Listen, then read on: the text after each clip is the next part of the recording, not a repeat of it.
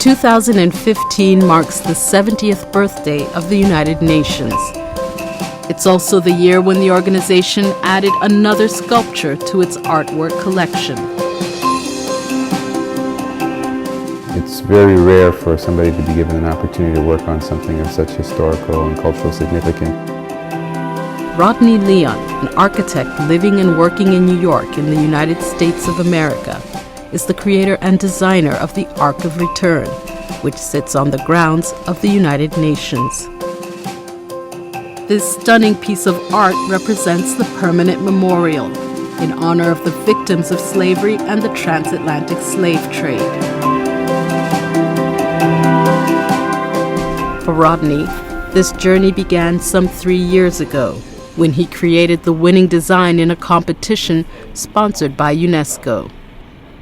As soon as we realized that we had won, we knew that there was going to be a lot of work that had to be done. Rodney drew his inspiration for his masterpiece from the door of no return at Gorée Island, Senegal. People were held in these slave castles or prisons, awaiting to be taken out, stripped away from their lives and their families and everything they knew through this door of no return, never to return. So the Ark of Return was our attempt to develop a design which allows people to, if they're not able to physically return, at least they can acknowledge the fact that people had suffered great tragic losses and experiences in order to make it possible for our lives to be where we are today.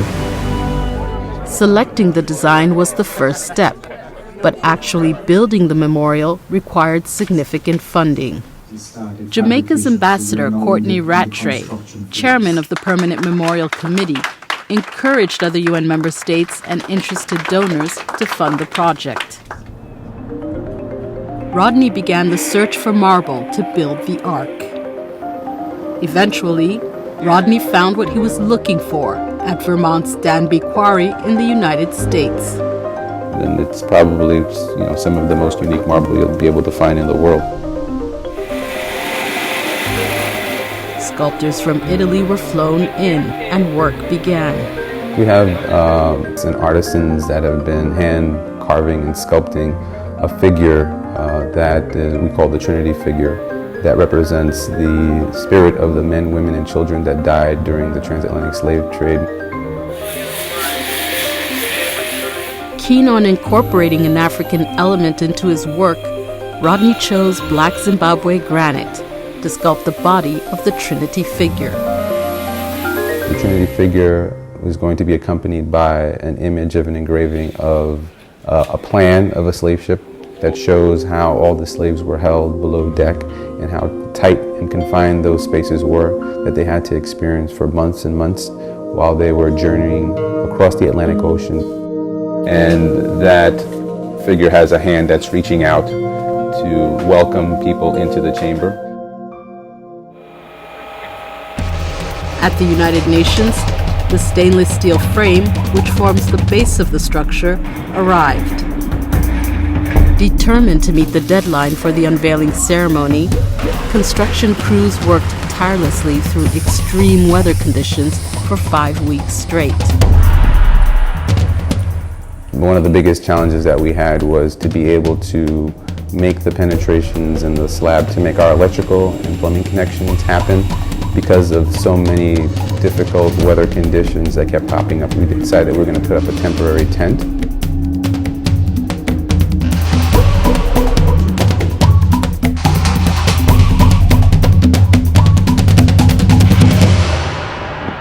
Finally arrived at our noble goal. Finally, it's D-Day, 25th March 2015. The Ark of Return was unveiled for the first time at United Nations headquarters in New York. Our dream and vision has become a reality.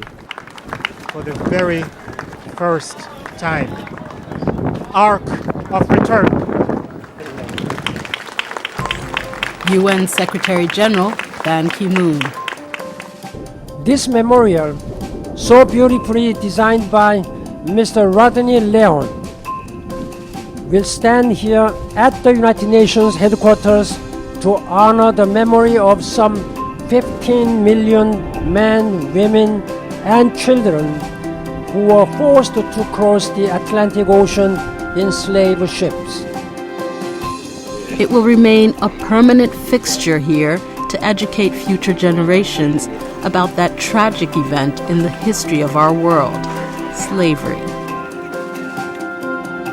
It's a dream come true for Rodney. He hopes that the Ark of Return will be a reminder to the leaders of the world who come to the United Nations of their responsibility to prevent tragedies such as the transatlantic slave trade from ever occurring again. A project like this is a once-in-a-lifetime experience. It's been an incredible journey.